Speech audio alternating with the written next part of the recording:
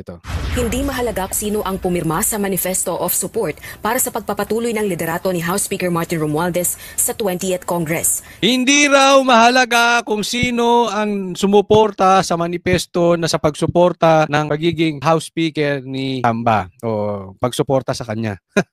Importante po yun. Yan po yung sinasabi nila, hindi ito importante. Alam mo kung bakit? Ayaw nila ma-identify kay Tamba. Kasi nga, meron na sumabog na baho eh. Binuking na sila ni Chanco. So alam naman nating lahat na pag ikaw ay sumusuporta kay Tamba, pinapaliguan ka ng pera. Sa pangalang nire-release yung pondo ng proyekto. Pero sa katunayan, pork barrel po. Lagay yan. Para kayo sumunod sa agenda ni Tamba. I-release namin yung pondo, yung pera para sa proyekto mo. Basta isulong mo yung linyada ko. Isulong mo yung direction ko. Hindi po ako may sabi niyan si Chanco. Kahit nga impeachment eh. Diba? So ayaw nilang malinya. Ayaw nilang masabi na kami sumuporta kami sumusuporta kay Tamba. Yung iba tahimik lang. Bakit? Lalabas na mukha silang pera. And narito ang Balitang Pinoy TV. Itong si Tamba na diktador na takot sa kalaban. Alam itong mama na to, ayaw nito ng kalaban. Ang gusto niya ito, alisin ang mga kalaban, harasin ang mga kalaban. Tingnan po natin ito.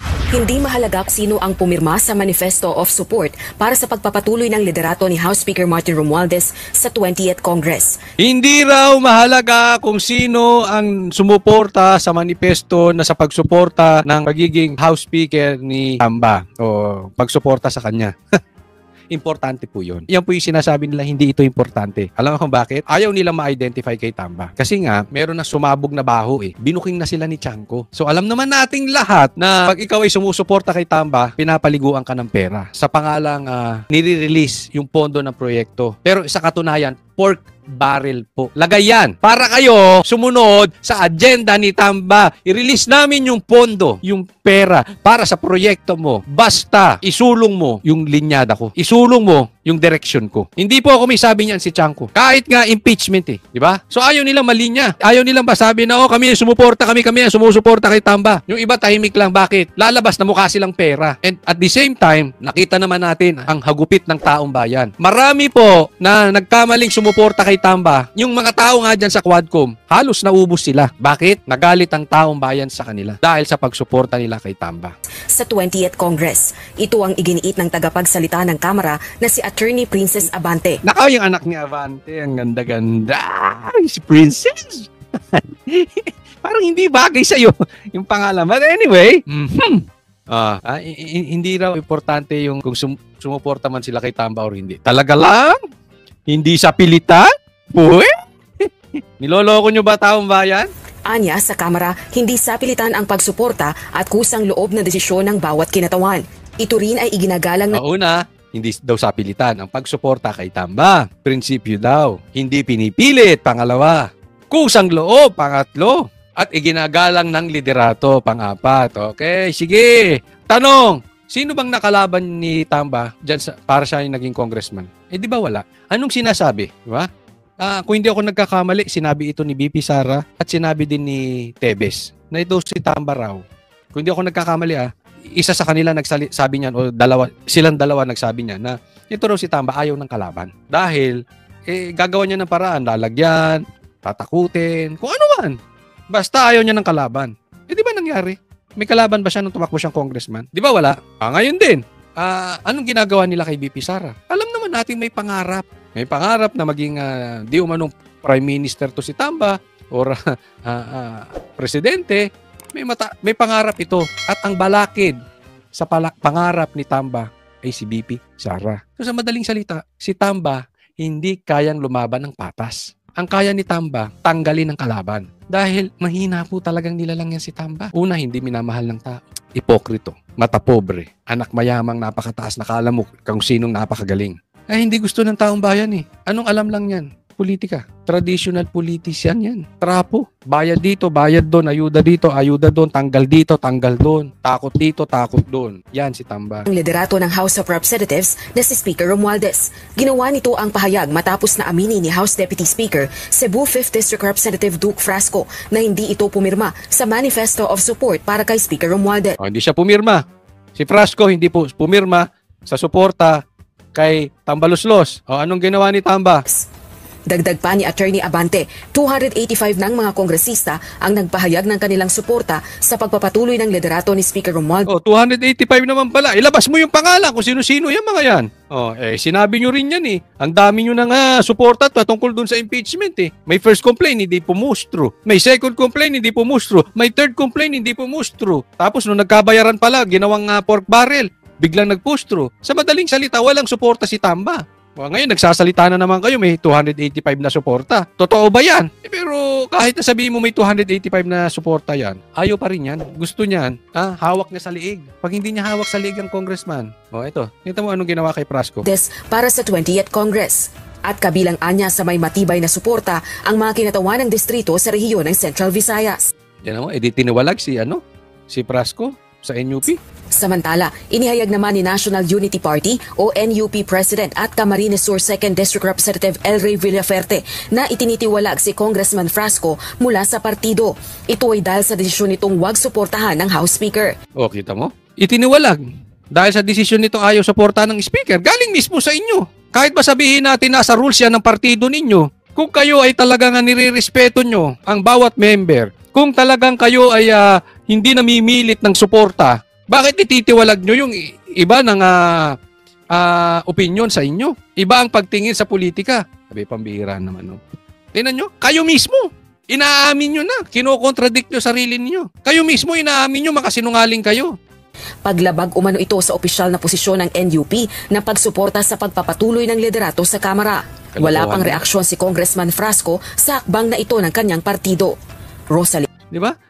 Anong palusot? Di ba? Nasa yan? Nasa rules ng partido. May kamay dyan si Tamba. Gaya na sinasabi nila.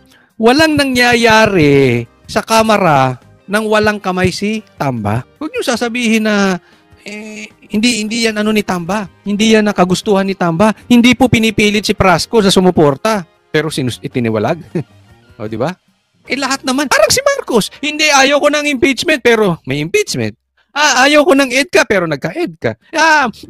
Ayaw ko ng ICC pero nagkaroon ng ICC. Yang sila magpinsan, hindi niya kaya panindigan. Weak yan dalawang yan. Hindi nila kaya panindigan yung kanilang gusto. Dahil alam nila yung kanilang gusto ay hindi maganda. Galawang itim. Galawang may masamang binabalak. Kasi kung maganda yung paninindigan nila, magsasalita sila, hindi ko gusto yung ginawa mo, mali yan. Mali yan. Wala eh. Tahimik. Tapos yung ibang tao, magiging attack dog niya. Maya-maya malalaman mo, yung vlogger may demanda na. Bakit? Galing kay Tamba. Yung isa, itinawalag. Bakit? Galing kay Tamba. Yung isa, ginigipit. Bakit? Dahil kay Tamba. Iba sinasabi, iba ginagawa. Ganyan yung magpinsang Marcos at Tamba. Next topic po tayo. Ito, pag-usapan natin medyo may matinding binitawan to si Robin Padilla. At ito yung inaasahan natin. Siyempre, nantay ko pa siya. Today, sir. Today. Nantay ko pa po si Amy. Today, sir. Huwag mo nang antayin si Amy. Magulo lang yan si Amy eh. Huwag ka maniniwala dyan, Robin, kay Amy. Magulo yan, magulo. Nantay ko pa siya. Bakit, sir? Siyempre, Duterte kami. Alam mo yan ang gusto ko kay Robin. Duterte kami. Diretso, hindi siya yung trapo. Yan yung sinasabi ko.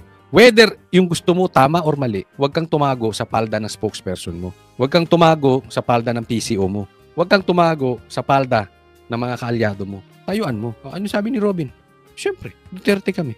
Ayan. Alam mo, eto meron ako mga hindi gustong desisyon ni Robin. Like yung kanyang pagsunod kay Amy. Yung kanyang pag-endorso kay Amy. Pero hindi mo matatawaran ang loyalty nito si Robin. Maaring hindi siya kasing talino nung iba, pero hindi mo matatawaran yung tapak nito, yung paninindigan nito. Hindi siya kasing batikan at kagaling sa argumento ng mga ibang senador, pero ito si Robin, hindi bayad, hindi nagpapataas ng presyo. Alam mo kung si Robin ay itim o puti. Alam nyo, nung nakaraang eleksyon, lumabas po. May mga kakilala tayo, hindi ko na iisa-isahin dahil naging kaibigan ko na rin. No? May mga tumakbong senador na ang tataas sa survey. At pinipilit namin na manindigan. Dito ka o dito? Hindi namin pinipilit na ikaw ay kumampi sa Duterte. Ang pinipilit po namin, o siguro ay itinutulak, isinasuggest namin, you take your side. Kasi sa gitna ng init ng problema ng Pilipinas, tapos tahimik ka sa isang tabi, hindi ka nagtitake ng side, ayaw ng Pilipino niya. Mas gugustuhin pa namin sabihin mo, NPA ka, dilaw ka, maka-Marcos ka, maka-Duterte ka, but you take your side. You don't keep quiet sa mga maiinit, mga napapanahon, controversial issues. Pag tumahimik ka na dyan at wala kang side, you are just protecting your survey. At nakita natin nung nakaraang eleksyon, bumagsak yung matataas. Bumagsak. Bakit? Nanahimik. Hindi ko alam kung naniniguro. Hindi ko alam kung nabigyan ng pera. Hindi ko alam kung natakot. Hindi ko alam kung sa tingin nila panalo na sila. But at the end of the day, ayaw ng tao. Ang nagsasayaw sa gitna. Iba po ito si Robin. Alam mo kung itim, itim. Alam mo kung puti, puti. Po, isasama nyo na po, yung kay San Bato. Naantay ko pa sila. So isa na lang po. Sir, kinonsult nyo si VP Sara tungkol Ah, wala. Wala. Kailan? Wala siyang advent dito. Sen, ilan po kayo? Bali, ilan po kayo na magiging author po ng resolution? Ako lang. Ako lang, resolution ko lang. Tapos ilan Ito, may resolution na ipapahinto, no? In my opinion, na hindi talaga sila pabor sa gagawing na impeachment. po yung nakuha yung Wala support pa. so far? Relax lang mga boss, wala pa. Sir, sa Hindi pa hinawin nila ko lang. nababasa, wala pa. Iba yung Basta sa inyo, meron sir. akong draft. Iba yung sa inyo, meron Senator Bato. Oo, iba, magkakaiba kami. Magkakaiba, meron siyang draft and si Bato, yan yung sinasabi natin na marami pang balitaktakan mangyayari dito bago matuloy itong impeachment. And tingnan natin. Hindi naman kami nag-uusap-usap, wala kaming, may kanya-kanya kaming isip, may kanya-kanya kaming gawa, may kanya-kanya kaming staff. So, hindi yung Duterte move, sir. Yung Kami kasi... na Duterte kami. Di ba malinaw naman siguro yun? Yan yung sasabi ko. Andyan siya. Mali o tama sa tingin ng ibang tao, matapang. Hindi sasabihin ko ayaw ko sa impeachment pero gusto. Ayaw ko sa ICC. Ay, hindi ko papapasukin ng ICC.